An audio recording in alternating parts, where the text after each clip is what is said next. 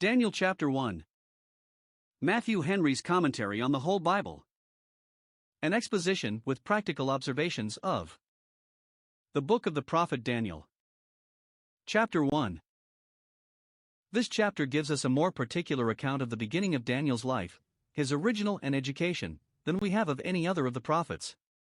Isaiah, Jeremiah, and Ezekiel began immediately with divine visions, but Daniel began with the study of human learning, and was afterwards honored with divine visions.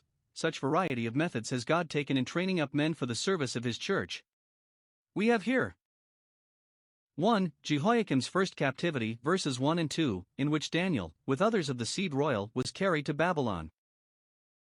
2. The choice made of Daniel, and some other young men, to be brought up in the Chaldean literature, that they might be fitted to serve the government, and the provision made for them, verses 3 to 7. 3. Their pious refusal to eat the portion of the king's meat, and their determining to live upon pulse and water, which, having tried it, the master of the eunuchs allowed them to do, finding that it agreed very well with them, verses 8 to 16.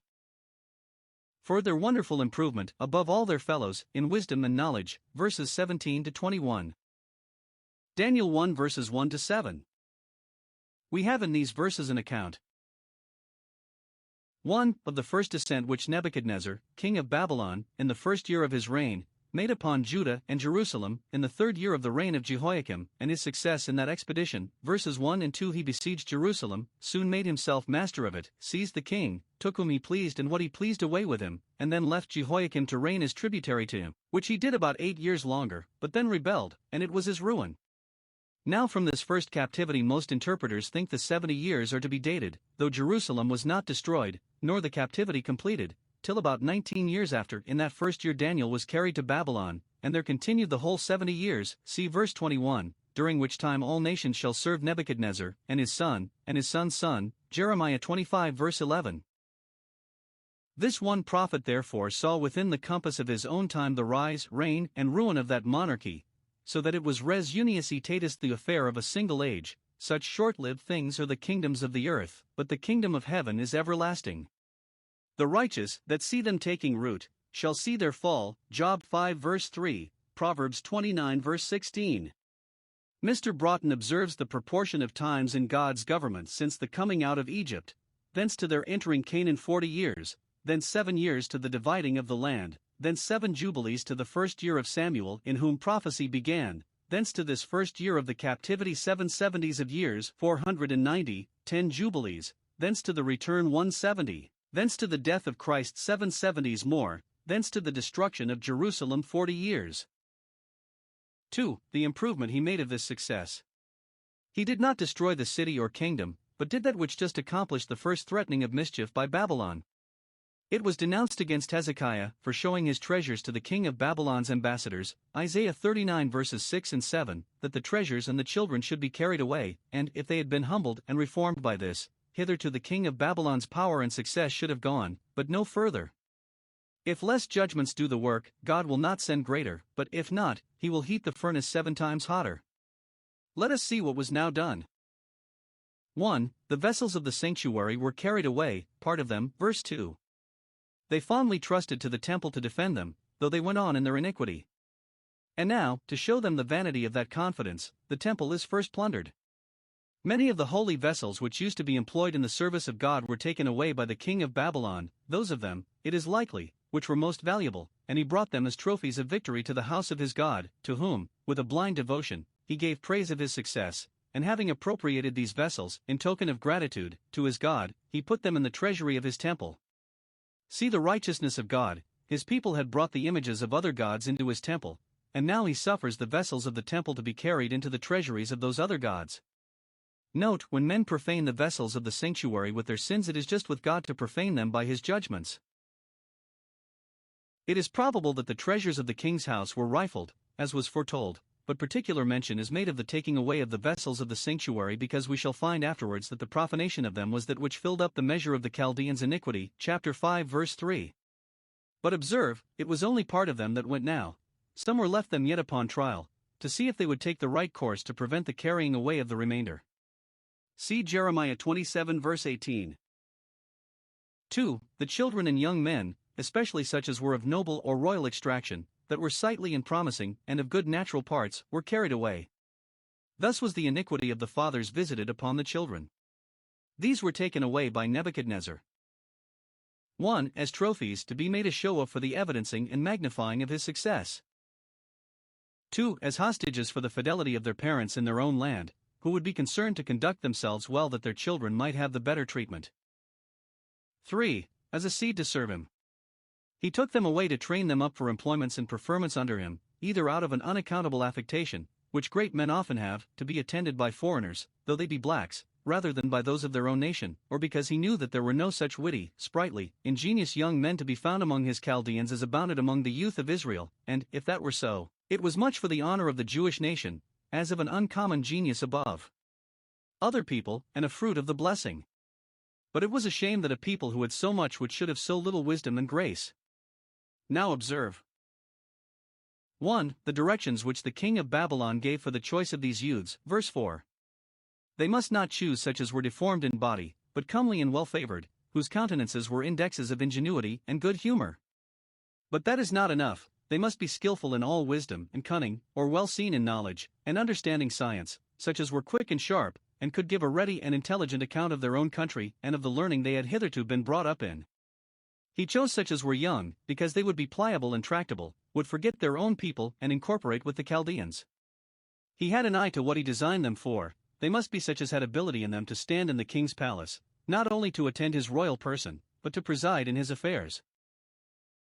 This is an instance of the policy of this rising monarch, now in the beginning of his reign, and was a good omen of his prosperity, that he was in care to raise up a succession of persons fit for public business.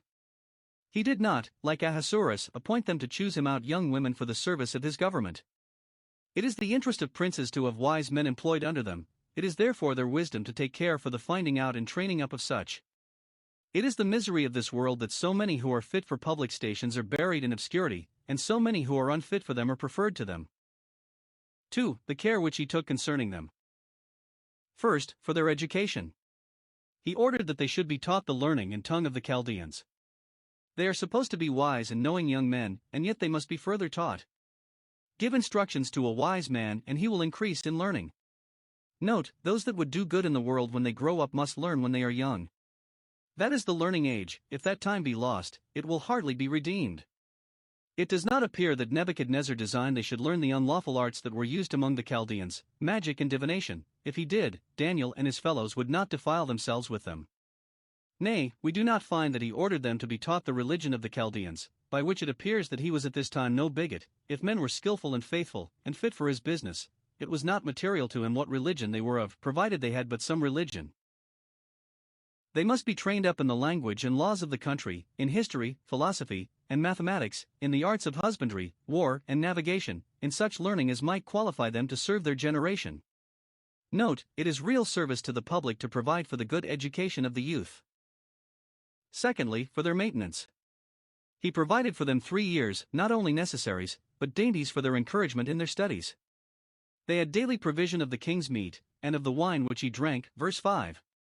This was an instance of his generosity and humanity. Though they were captives, he considered their birth and quality, their spirit and genius, and treated them honorably, and studied to make their captivity easy to them. There is a respect due to those who are well born and bred when they have fallen into distress. With a liberal education there should be a liberal maintenance.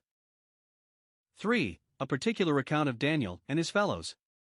They were of the children of Judah, the royal tribe, and probably of the house of David, which had grown a numerous family, and God told Hezekiah that of the children that should issue from him some should be taken, and made eunuchs, or chamberlains, in the palace of the king of Babylon.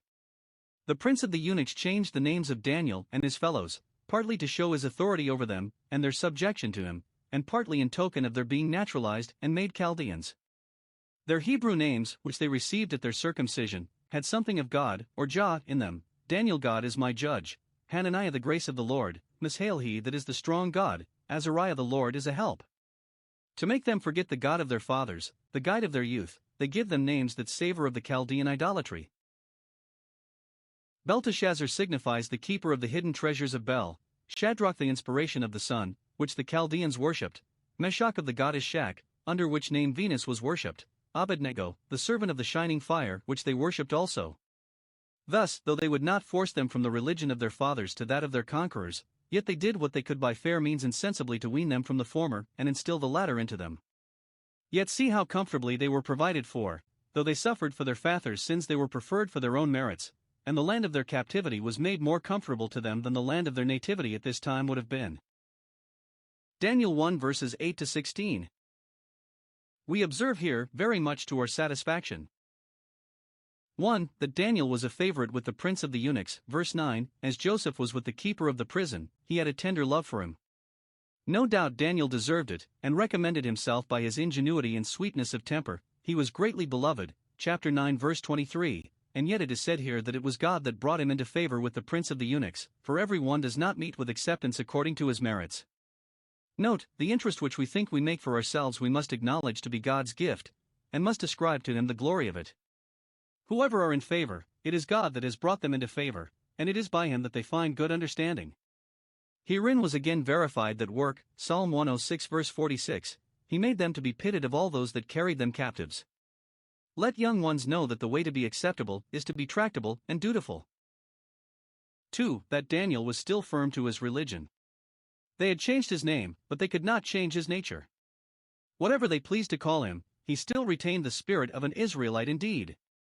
He would apply his mind as closely as any of them to his books, and took pains to make himself master of the learning and tongue of the Chaldeans, but he was resolved that he would not defile himself with the portion of the king's meat, he would not meddle with it, nor with the wine which he drank, verse 8.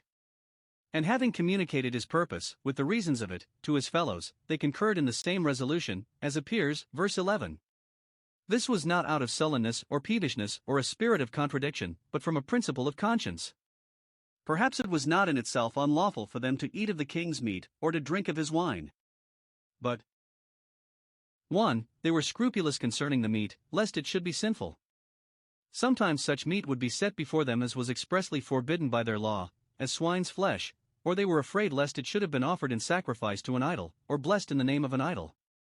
The Jews were distinguished from other nations very much by their meats, Leviticus 11 verses 45 and 46, and these pious young men, being in a strange country, thought themselves obliged to keep up the honor of their being a peculiar people. Though they could not keep up their dignity as princes, they would not lose it as Israelites, for on that they most valued themselves. Note, when God's people are in Babylon they have need to take special care that they partake not in her sins. Providence seemed to lay this meat before them. Being captives they must eat what they could get and must not disoblige their masters, yet, if the command be against it, they must abide by that. Though Providence says, kill and eat, conscience says, not so, Lord, for nothing common or unclean has come into my mouth. 2. They were jealous over themselves, lest, though it should not be sinful in itself, it should be an occasion of sin to them, lest, by indulging their appetites with these dainties, they should grow sinful, voluptuous, and in love with the pleasures of Babylon. They had learned David's prayer, let me not eat of their dainties, Psalm 141 verse 4, and Solomon's precept, be not desirous of dainties, for they are deceitful meat, Proverbs 23 verse 3, and accordingly they formed their resolution. Note, it is very much the praise of all, and especially of young people, to be dead to the delights of sense, not to covet them, not to relish them, but to look upon them with indifference. Those that would excel in wisdom and piety must learn betimes to keep under the body and bring it into subjection. 3. However, they thought it unseasonable now, when Jerusalem was in distress, and they themselves were in captivity. They had no heart to drink wine in bowls, so much were they grieved for the affliction of Joseph.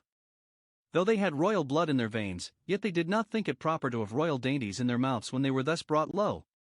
Note, it becomes us to be humble under humbling providences. Call me not Naomi, call me Mara. See the benefit of affliction. By the account Jeremiah gives of the princes and great men now at Jerusalem, it appears that they were very corrupt and wicked, and defiled themselves with things offered to idols, while these young gentlemen that were in captivity would not defile themselves, no, not with their portion of the king's meat. How much better is it with those that retain their integrity in the depths of affliction than with those that retain their iniquity in the heights of prosperity? Observe, the great thing that Daniel avoided was defiling himself with the pollutions of sin. That is the thing we should be more afraid of than of any outward trouble. Daniel, having taken up this resolution, requested of the prince of the eunuchs that he might not defile himself, not only that he might not be compelled to do it, but that he might not be tempted to do it, that the bait might not be laid before him, that he might not see the portion appointed him of the king's meat, nor look upon the wine when it was red. It will be easier to keep the temptation at a distance than to suffer it to come near, and then be forced to put a knife to our throat. Note, we cannot better improve our interest in any with whom we have found favor than by making use of them to keep us from sin. 3. That God wonderfully owned him herein. When Daniel requested that he might have none of the king's meat or wine set before him, the prince of the eunuchs objected that, if he and his fellows were not found in as good case as any of their companions, he should be in danger of having anger, and of losing his head. Verse 10. Daniel, to satisfy him that there would be no danger of any bad consequence, desires the matter might be put to a trial. He applies himself further to the under-officer, Melzer, or the steward, prove us for 10 days. During the time let us have nothing but pulse to eat, nothing but herbs and fruits, or parched peas or lentils, and nothing but water to drink, and see how we can live upon that, and proceed accordingly. Verse 13. People will not believe the benefit of abstemiousness and a spare diet, nor how much it contributes to the health of the body, unless they try it. Trial was accordingly made. Daniel and his fellows lived for 10 days upon pulse and water, hard fare for young men of genteel extraction and education, and which one would rather expect they should have indented against than petition for, but at the end of the 10 days they were compared with the other children, and were found fairer and fatter in flesh, of a more healthful look and better complexion, than all those who did eat the portion of the king's meat. Verse 15. This was in part a natural effect of their temperance, but it must be ascribed to the special blessing of God, which will make a little to go a great way, a dinner of herbs better than a stalled ox. By this it appears that man lives not by bread alone, pulse and water shall be the most nourishing food if God speak the word. See what it is to keep ourselves pure from the pollutions of sin. It is the way to have that comfort and satisfaction which will be health to the navel and marrow to the bones, while the pleasures of sin are rottenness to the bones. For, that his master countenanced him. The steward did not force them to eat against their consciences, but, as they desired, gave them pulse and water. Verse 16, the pleasures of which they enjoyed, and we have reason to think were not envied the enjoyment. Here is a great example of temperance and contentment with mean things, and, as Epicurus said, he that lives according to nature will never be poor, but he that lives according to opinion will never be rich. This wonderful abstemiousness of these young men in the days of their youth contributed to the fitting of them. 1. For their eminent services. Hereby they kept their minds clear and unclouded, and fit for contemplation, and saved for the best employments a great deal both of time and thought, and thus they prevented those diseases which indispose men for the business of age that owe their rise to the intemperances of youth. 2. For their eminent sufferings. Those that had thus inured themselves to hardship, and lived a life of self-denial and mortification, could the more easily venture upon the fiery furnace and the den of lions, rather than sin against God. Daniel 1 verses 17 to 21. Concerning Daniel and his fellows we have here. 1. Their great attainments in learning, verse 17. They were very sober and diligent, and studied hard, and we may suppose their tutors, finding them of an uncommon capacity, took a great deal of pains with them, but, after all, their achievements are ascribed to God only. It was He that gave them knowledge and skill in all learning and wisdom, for every good and perfect gift is from above, from the Father of the lights. It is the Lord our God that gives men power to get this wealth, the mind is furnished only by Him that formed it. The great learning which God gave these 4 children was 1. A balance for their losses. They had, for the iniquity of their fathers, been deprived of the honors and pleasures that would have attended their noble extraction, but to make them amends for that, God, in giving them learning, gave them better honors and pleasures than those they had been deprived of. 2. A recompense for their integrity. They kept to their religion, even in the minutest instances of it, and would not so much as defile themselves with the king's meat or wine, but became, in effect, Nazarites, and now God rewarded them for it with eminency in learning, for God gives to a man that is good in his sight, wisdom and knowledge, and joy with them, Ecclesiastes 2 verse 26. To Daniel He gave a double portion, he had understanding in visions and dreams, he knew how to interpret dreams, as Joseph, not by rules of art, such as are pretended to be given by the Oneirocritics, but by a divine sagacity and wisdom which God gave him. Nay, he was endued with a prophetic spirit, by which he was enabled to converse with God, and to receive the notices of divine things in dreams and visions, Numbers 12 verse 6. According to this gift given to Daniel, we find him, in this book, all along employed about dreams and visions, interpreting or entertaining them, for, as every one has received the gift, so shall he have an opportunity, and so should he have a heart, to minister the same, 1 Peter 4 verse 10. 2. Their great acceptance with the king. After 3 years spent in their education, they being of some maturity, it is likely, when they came, perhaps about 20 years old, they were presented to the king with the rest that were of their standing. Verse 18. And the king examined them and communed with them himself. Verse 19. He could do it, being a man of parts and learning himself, else he would not have come to be so great, and he would do it, for it is the wisdom of princes, in the choice of the persons they employ, to see with their own eyes, to exercise their own judgment, and not trust too much to the representation of others. The king examined them not so much in the languages, in the rules of oratory or poetry, as in all matters of wisdom and understanding, the rules of prudence and true politics. He inquired into their judgment about the due conduct of human life and public affairs. Not were they wits, but were they wise? And he not only found them to excel the young candidates for preferment that were of their own standing, but found that they had more understanding than the ancients, than all their teachers. Psalm 119 verses 99 and 100. So far was the king from being partial to his own countrymen, to seniors, to those of his own religion and of an established reputation, that he freely owned that, upon trial, he found those poor young captive Jews 10 times wiser and better than all the magicians that were in all his realm. Verse 20. He was soon aware of something extraordinary in these young men, and, which gave him a surprising satisfaction, was soon aware that a little of their true divinity was preferable to a great deal of the divination he had been used to. What is the chaff to the wheat? What are the magician's rods to Aaron's? There was no comparison between them. These 4 young students were 10 times better, than all the old practitioners, put them all together, that were in all his realm, and we may be sure that they were not a few. This contempt did God pour upon the pride of the Chaldeans, and this honor did he put upon the low estate of his own people, and thus did he make not only these persons, but the rest of their nation for their sakes, the more respected in the land of their captivity. Lastly, this judgment being given concerning them, they stood before the king. Verse 19. They attended in the presence chamber, nay, and in the council chamber, for to see the king's face is the periphrasis of a privy councillor. Esther 1 verse 14. This confirms Solomon's observation, sayest thou a man diligent in his business, sober and humble? He shall stand before kings, he shall not stand before mean men. Industry is the way to preferment. How long the other 3 were about the court we are not told, but Daniel, for his part, continued to the first year of Cyrus. Verse 21.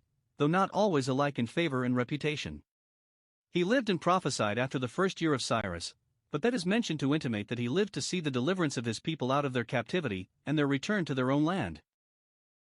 Note, sometimes God favors his servants that mourn with Zion in her sorrows to let them live to see better times with the church than they saw in the beginning of their days, and to share with her in her joys.